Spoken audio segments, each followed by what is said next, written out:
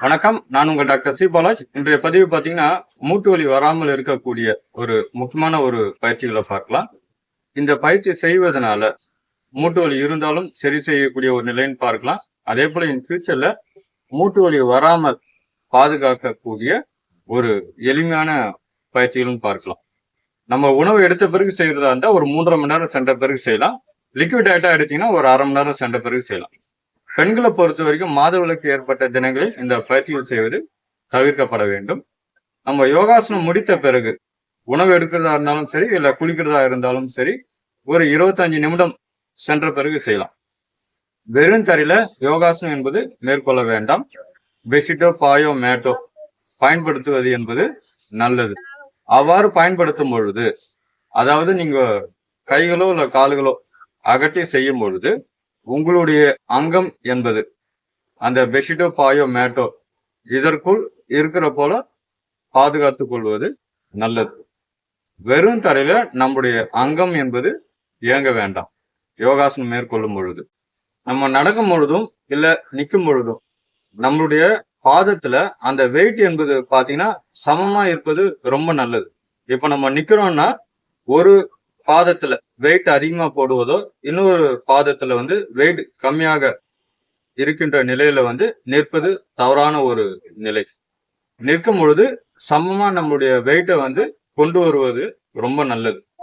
அதே போல ஹீல்ஸ் செப்பல் பயன்படுத்துவது சற்று தவிர்ப்பது நல்லது.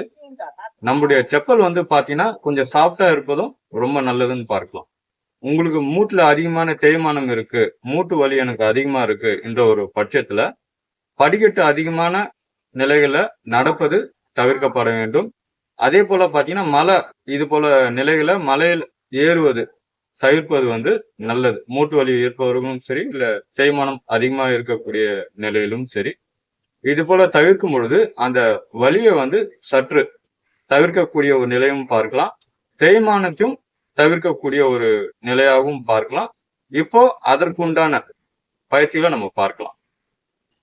இப்ப இந்த நிலையில நம்ம அமர்ந்து கொண்டு இந்த நிலையில் நம்ம இருக்கோம். கைகளுக்கு பின்னாடி இருக்கோம். இப்ப இந்த நிலையில் நம்ம அமர்ந்து கொண்டு கைகள் இந்த ஸ்தானத்துல இருக்கணும். உங்களுடைய கால்கள் மேல உயர்த்தும் பொழுது மூச்சு காத்து இழுப்போம். இங்க டவுன் பண்ணும்பொழுது மூச்சு காத்து வெளியில வரும். சாதாரண ஒரு நிலை. இப்ப உதாரணத்துக்கு உங்களுடைய கால்களை மேல உயர்த்துறோம். உங்க சப்போர்ட்டுக்கு கைகளை கொண்டு வரலாம். டவுன் பண்ணும்பொழுது மூச்சு காத்து வெளியில வரும். இந்த நிலையில கொஞ்சம் ஹோல்ட் பண்றோம். ஒரு 20 எண்ணிக்கை நம்ம அப்படியே நிறுத்தலாம். கைகள் இங்க பிடிக்கலாம், தப்பு இல்ல. இதெல்லாம் எளிமையா இருக்கக்கூடிய ஒரு நிலைதான். ஸ்லோவா டவுன் பண்றோம். இந்த காலை உயர்த்துறோம். ஒரு 20 எண்ணிக்கை.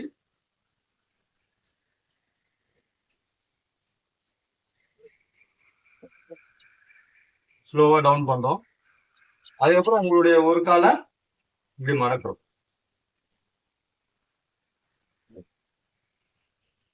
இதுல ஒரு 20 எண்ணிக்கை நம்ம அப்படியே இருக்கலாம்.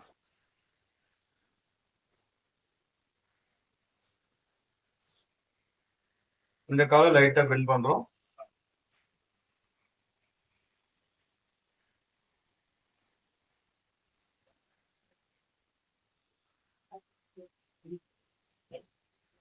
இப்போ உங்களுடைய கால்களை கீழ்க்கு உயர்த்தி ஜஸ்ட் இப்போ ரொட்டேஷன் பண்றோம்.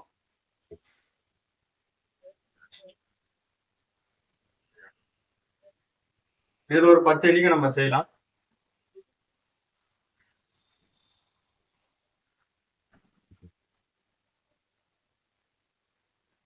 இப்போ இந்த கால்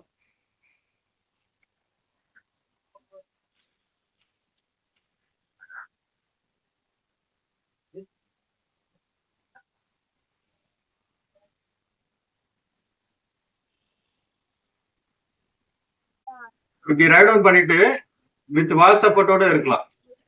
இதுல ஒரு 20 எண்ணிக்கை நம்ம அப்படியே நிறுத்தலாம். சாதாரண ஒரு மூச்சு.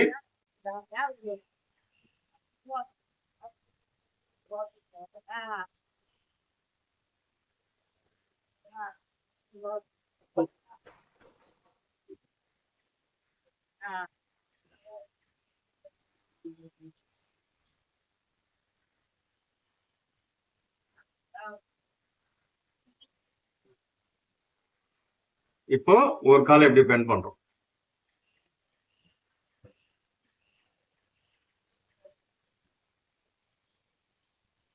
இதுல ஒரு 20 எண்ணிக்கை நம்ம அப்படியே இருக்கலாம்.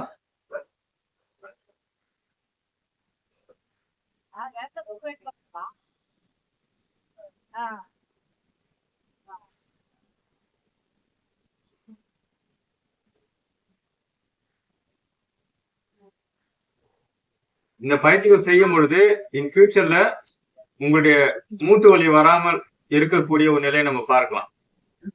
இப்போ காலை இப்படி கொண்டு வரும். இதுல ஒரு 20 எண்ணிக்கை நம்ம அப்படியே நிறுத்தலாம்.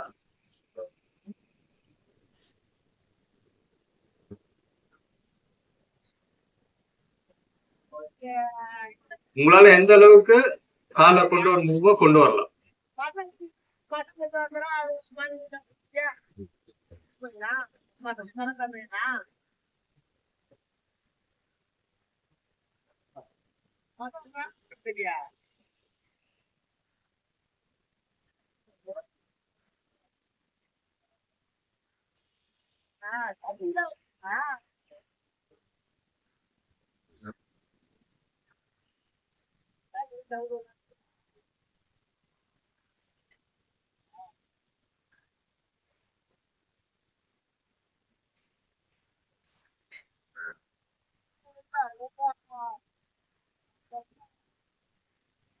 இந்த நிலையில நம்ம இருக்கிறோம். இருந்துட்டு கால்களை இந்த அளவுக்கு கொண்டு வரலாம். இப்போ இந்த டைரக்ஷன்ல செய்ய போறோம். இங்க பிடிச்சிட்டு இந்த நிலை. இப்ப உதாரணத்துக்கு உங்களால செய்ய முடியல, இது போல இருக்கலாம்.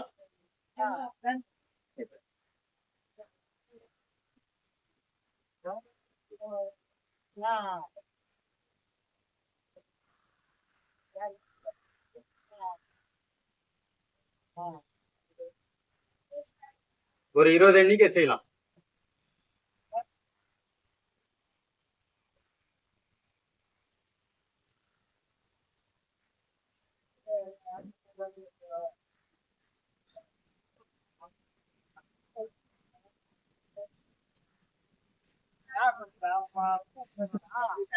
இந்த பயிற்சிகள் நம்ம ரெகுலரா செய்து கொண்டு வரும் பொழுது எளிய பயிற்சிகள் தான் அனைத்தும்.